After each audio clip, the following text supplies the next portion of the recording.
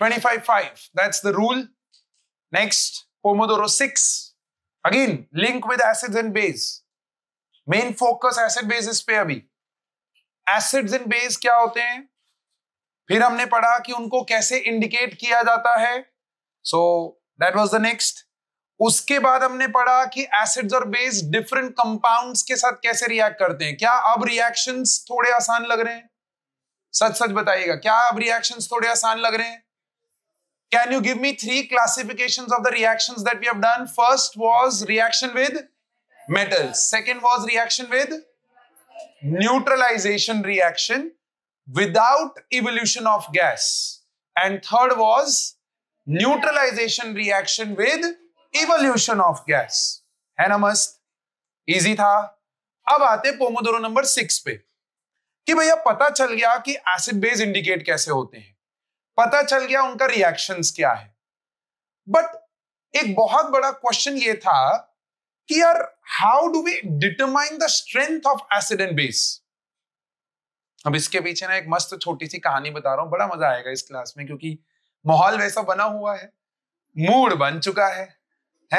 तो उस माहौल के अंदर सीन ये है कि determining the acid strength and base, this story goes long back in 1909. ठीक है, लॉन्ग बैक 1909 में एक प्रॉब्लम आई एक कंपनी में, और वो कंपनी नाम सुनते एक्साइट हो जाओगे तुम लोग. भैया उस कंपनी का नाम था कार्ल्सबर्ग. ये लोग एक्साइट हो गए, इनको पता चल गया. But Carlsberg, for others information, Carlsberg is a beer, alcoholic beer है ये. Carlsberg is a multinational company which makes beers. अब सीन ये हुआ कि उस बियर का सेलिंग, बेचना जब होना शुरू हुआ तो लोगों को ज्यादा पसंद नहीं आ रही थी. लोग बोले यार बहुत खराब टेस्ट है तुम्हारी बियर का, कड़वी है. ये तो भैया तू तो लेके बैठा हुआ है सब कुछ है. तो वो कड़वानेस जो था उस चीज को सही करना था. तो 1909 में एक मैथमेटिशियन टर्न्ड केमिस्ट, ध्यान से सुनना, इतना दर्दनाक लाइफ रहा है इस बंदे का. पहले मैथ्स के ऊपर पूरा हिस्ट्री ज्योग्राफी छान मारा, फिर उसका मन भर गया तो कहता है अब मैं केमिस्ट्री को भी छान मारूंगा. और इस प्यारे से साइंटिस्ट का नाम था सोरेनसन. क्या नाम था बच्चा? Danish chemist Sorensen in 1909 was thrown a problem by the owner of the Carlsberg कि भैया मेरी बियर बिक नहीं रही है, तो तू क्या मुझे कुछ हेल्प कर सकता है? तो उसने बोला हाँ बिल्कुल कर सकते हैं, आप बियर दो. तो उसने प्रोडक्शन कंपनी से बियर लिया और R&D डिपार्टमेंट के हेड थे वो. तो उन्होंने क्या किया, छोटे छोटे सैंपल्स ऑफ कार्ल्सबर्ग बियर बनाए और एक बंदे को खड़ा कर दिया टेस्टिंग के लिए. है कि नहीं? उस बंदे के तो मजे हो गए. अब सीन ये था कि वो हर सैंपल के अंदर concentration of H+ ions different करते जा रहे थे. अब जब कंसंट्रेशन अलग करते जा रहे हैं तो हमने पढ़ा है अगर लेस कंसंट्रेशन ऑफ H+ है तो वो डाइल्यूट एसिड है, यस और नो. और अगर ज्यादा कंसंट्रेशन ऑफ H+ है तो वो कंसंट्रेट, मतलब उसका स्ट्रेंथ क्या हो गया, बढ़ गया. इस पूरी चीज को इन भैया ने मैथ्स का यूज किया और उस मैथ्स का यूज करते हुए इन्होंने एक बहुत इंटरेस्टिंग टर्म बनाया. He was able to find the perfect taste of the sample. और उसके बाद Carlsberg is a history, basically history in the sense कि उसका जो तरक्की है वो हिस्ट्री है. It's a multinational company today. तो इन्होंने ऐसा क्या किया उस समय में, इन्होंने H+ कंसंट्रेशन को चेंज करते हुए सैंपल्स को बनाया और बंदे को बोला कि बता टेस्ट करके कौन सा सैंपल सबसे परफेक्ट है. तो टेस्ट करके जहां पर उसको किक लगा बस वो उसका परफेक्ट सैंपल बना. और उस परफेक्ट सैंपल को इन्होंने बोला कि सर अब इस सैंपल के बेसिस पे, इस कंसंट्रेशन ऑफ H+ आयंस पे अगर आप अपनी बियर की प्रोडक्शन करोगे तो आपका बियर मस्त बिकेगा. That's where the story comes of a very, very important terminology in the world of chemistry, and that is nothing but pH. यहां से उन्होंने एक टर्मिनोलॉजी निकाली pH. What is P? Potence, power of H plus ion, hydrogen ion, right? Power of hydrogen ion in any given solution. तो pH, उन्होंने एक power of H plus ion का एक फॉर्मूला बनाया. आपको कुछ नहीं करना है, वो फॉर्मूला को देख के डरना नहीं है, आपको रिक्वायर्ड भी नहीं है. आपकी FYI के लिए pH, P is a mathematical operator. P क्या है बच्चा? जिसका वैल्यू होता है, या जिसका वैल्यू ना बोल के मैं बोलूं वो operator is minus log. Operator क्या है वो? जैसे मैं बोलूं 4 + 2 वैल्यू क्या है? 6. कैसे पता चल रहा है? ये ऐड कर रहे हो, सिंपल है यार. क्या पाजी, क्या एकदम इजी सी चीज है. बट ये चीज आपको पहले से बताई हुई है कि this is a mathematical operator जिसका काम क्या है? ऐड करना. ऐसे मैंने बोला 4/2, आंसर क्या आएगा? 2. कैसे पता चल रहा है? ये डिवीजन. मैंने बोला √4, आंसर क्या है? 2. कैसे पता चल रहा है? ये mathematical operator, square root, division, plus, addition. वैसे एक मैथमेटिकल ऑपरेटर है दैट इज P, जिसका काम क्या है? जिसका काम है माइनस लॉग करना. क्या करना बच्चा? टेंशन नहीं लेना, ये 10th लेवल पे नहीं है आपको. बट किसका माइनस लॉग? तो P के बाजू में जो लिखा है उसका minus log, that is minus log of क्या मेरा बच्चा? H plus ions. तो यहां से एक फॉर्मूला बना pH का. So what is pH? That's the pomodoro 6. Pomodoro 6 ही है ना अपना?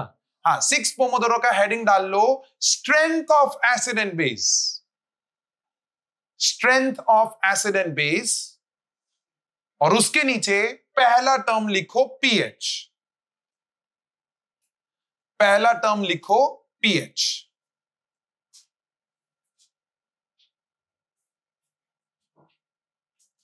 डन? क्या लिखोगे pH के नीचे? Power of H plus ions in the solution. Power of H plus ions in the solution.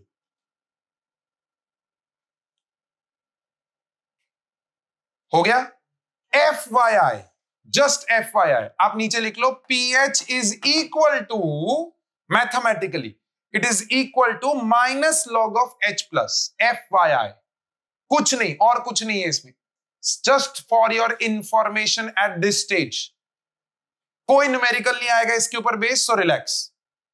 But इसके ऊपर बेस क्या क्वेश्चन आएगा वो इसमें से नहीं, बट क्या लॉजिकल क्वेश्चन वो पूछेगा वो मैं आपको बताने जा रहा हूं. और उसके लिए बाबा हमको करनी पड़ेगी pH scale. What is pH scale? A scale which tells you the strength of what my dear friend? Acid और base depending upon the colour of pH paper. Depending upon the colour of. लिखो next pH scale, फटाफट लिखो pH scale. pH तो लिख लिया. How do we determine that pH? तो उसके लिए pH scale using pH paper, right? लिखो. What is pH scale? Scale which determines the strength of acid and base. Scale which determines the strength of acid and base.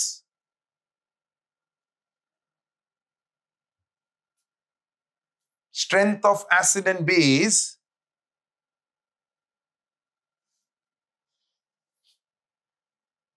Using the change in color of pH paper. Using the change in color of pH paper.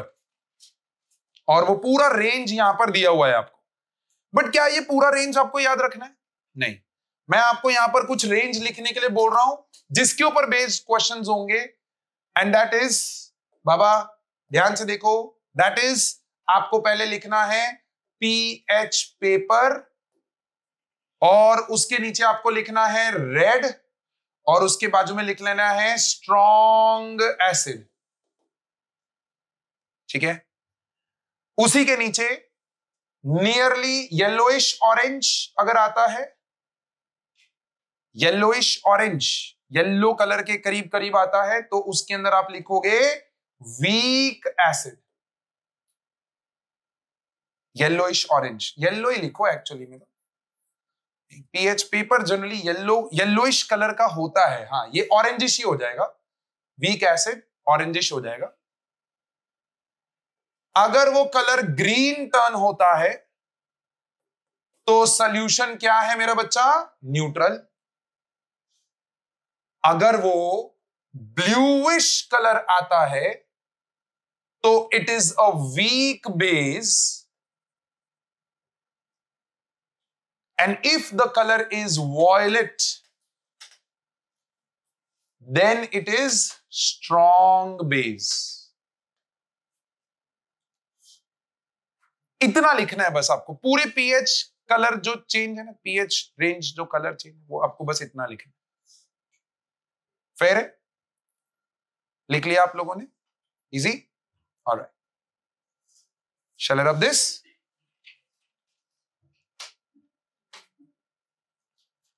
Okay, pH scale ये रहा, देखो, violet purple strong, blue weak, green neutral, reddish will go towards strong acid, yellowish orange is your weak acid.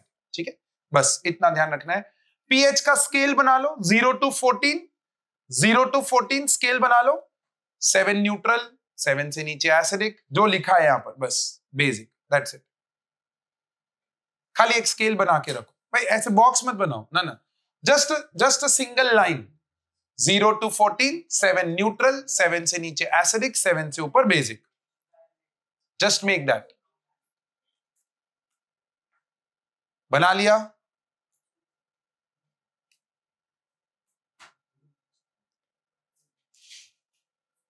Done?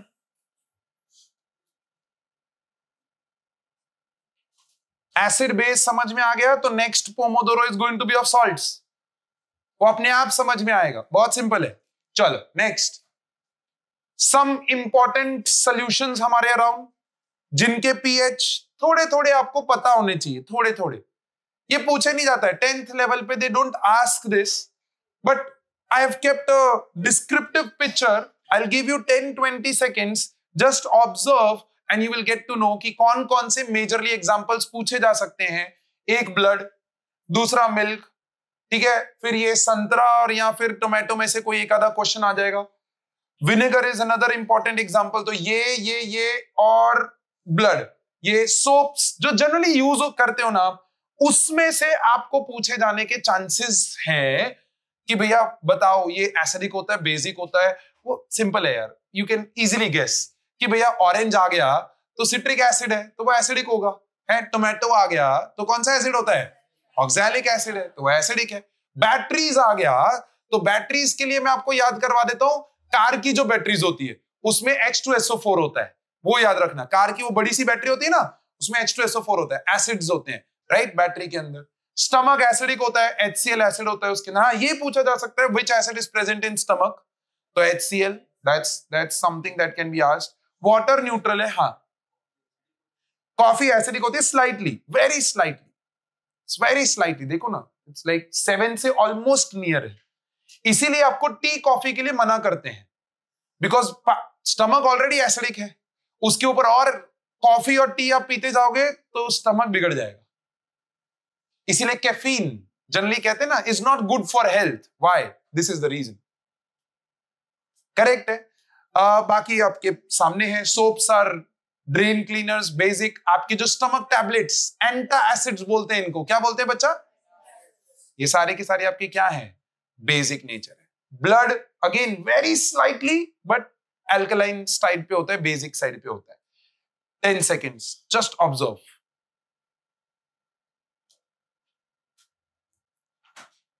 हो गया? चल done, आगे बढ़ते हैं। कैसे मेजर किया जाता है पीएच को? तो there are various different ways. एक सीधा सीधा आज की डेट में पीएच मीटर आ चुका है, डिजिटल वैल्यू देता है, सीधा आपने सोल्यूशन में डाला आपको डिजिटल वैल्यू मिल जाएगा। इतना एडवांसमेंट हमारे पास आ चुका है। सो इसके अलावा अब कोई भी पीएच मेजरमेंट का अगर कोई भी सिस्टम है तो मेरे को उसमें इंटरेस्ट नहीं है। पता है क्यों? क्योंकि डिजिटल वैल्यू मिल रही है भाई सीधा सीधा। So I don't want to get into any other, but still आपके 10th की बुक में कुछ कुछ लिया हुआ है। सो measurement of pH, pH meter, right, pH paper, जैसा कि मैंने बताया ऑरेंजिश कलर का अराउंड होता है, और उसका ग्रीन हो जाए तो न्यूट्रल है, रेड हो जाए तो वो एसिडिक है, और ब्लूइश हो जाए तो वो क्या है बाबा, बेसिक है। ब्लूइश वॉयलेटिश कलर हो जाए तो बेसिक, और ग्रीन हो जाए तो न्यूट्रल है। ऑलराइट, चल नेक्स्ट आगे बढ़ते हैं। यूनिवर्सल पीएच इंडिकेटर कलर हो चुका है ऑलरेडी हमारा। And importance of pH, why pH study is important in our life. बहुत सिंपल, आप ये पॉइंट्स पढ़ो, लेकिन उसके साथ साथ आप एक पॉइंट लिखो, इंपॉर्टेंस ऑफ पीएच हेडिंग डालो, और उस इंपॉर्टेंस ऑफ पीएच में मैंने यहां पर देखो, अगर आपको दिख रहा हो, I know why this is happening, ठीक है, इंपॉर्टेंस ऑफ पीएच ऑब्जर्व। क्या आपको यहां पर एक पॉइंट दिख रहा है लिखा हुआ, दिख रहा है कि नहीं? क्या लिखा है, मैं उसको थोड़ा बड़ा करके लिख देता हूं तो आपको पीछे भी दिखाई दे। क्या लिखा है वहां पर कि भैया पीएच वैल्यू अगर इंक्रीज हो रही है, now this is where the questions generally बच्चे खो जाते हैं। मैंने जितनी भी एमसीक्यू पावर क्लासेस ली है उसमें सब बच्चों ने ये मेरे को गलत आंसर दिया था। पीएच वैल्यू जैसे इंक्रीज होती है तो बच्चा लिख के आता है H प्लस का कंसंट्रेशन इंक्रीज होता है। बाबा ये बहुत इंपॉर्टेंट रिलेशन है, इसको बोल्ड में कहीं लिख लेना कि पीएच जो है is inversely proportional to H plus concentration. ऐसे ही लिखना, याद रहेगा, ऐसे ही लिखना। एंड पीएच जो है that is directly proportional to OH minus concentration. Write it in the terms of proportionality and you will remember this in your board examination कि हाँ यार संडे की क्लास में मैंने 5 घंटे का एफर्ट डाला था और उस एफर्ट में मेरे को ये पॉइंट मिला था। Proportionalities जनरली रिमेंबर ज्यादा जल्दी होंगी। अब मैंने आपको बोला कि पीएच की वैल्यू डिक्रीज हो रही है। पीएच अगर कम हो रहा है तो OH माइनस कम हो रहा है और H प्लस बढ़ रहा है। इनवर्स रिलेशन समझ में आता है ना? इनवर्स एंड डायरेक्ट प्रोपोर्शनैलिटी समझ में आती है ना? ये बढ़ा तो ये भी बढ़ेगा, ये बढ़ा तो ये घटेगा। That's what is the most important point from the importance of pH that you need to remember. इसके अलावा कुछ पॉइंट्स यहां पर मैंने ऐसे लिखे हुए हैं, जैसे यहां पर देखो, our tears and urine are neutral in nature whereas tooth decay takes place because our mouth gets acidic.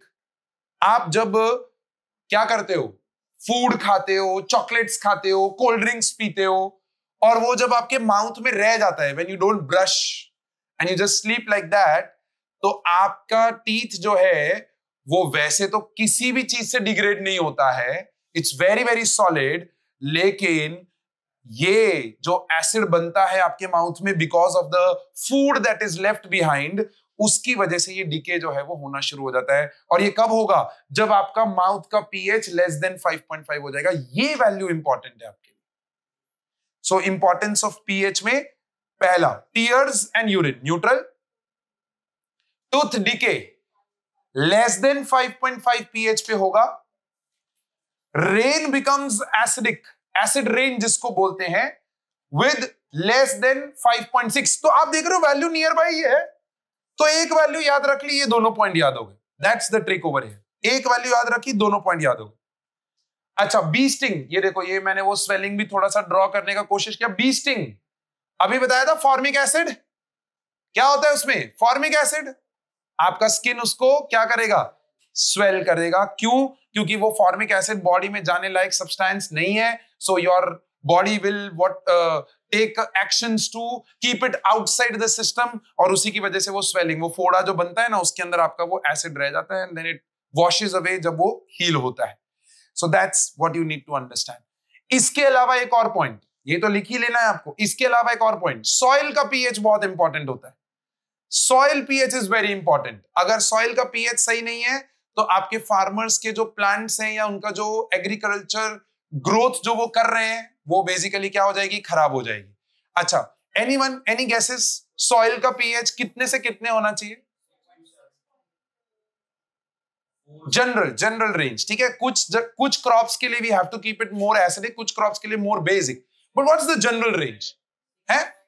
7 smart choice कि सर समवेयर, हाँ बहुत बढ़िया, somewhat acidic to somewhat basic, 6.5 से 7.5 की रेंज होनी चाहिए, तो आपके क्रॉप्स जो है वो बेटर ग्रो करते हैं. That's the range in which most of the crops they have interesting growth in the soil. That is something that you need to write. I give you exactly 10-20 seconds. आप please ये सारे लिख लीजिएगा. ये point तो आपने लिख लिया था. टीयर्स, माउथ डिके मतलब टूथ डिके, एसिड रेन का पीएच, बी स्टिंग में क्या होता है, एंड फाइनली आपका व्हाट वी से सॉइल का पीएच.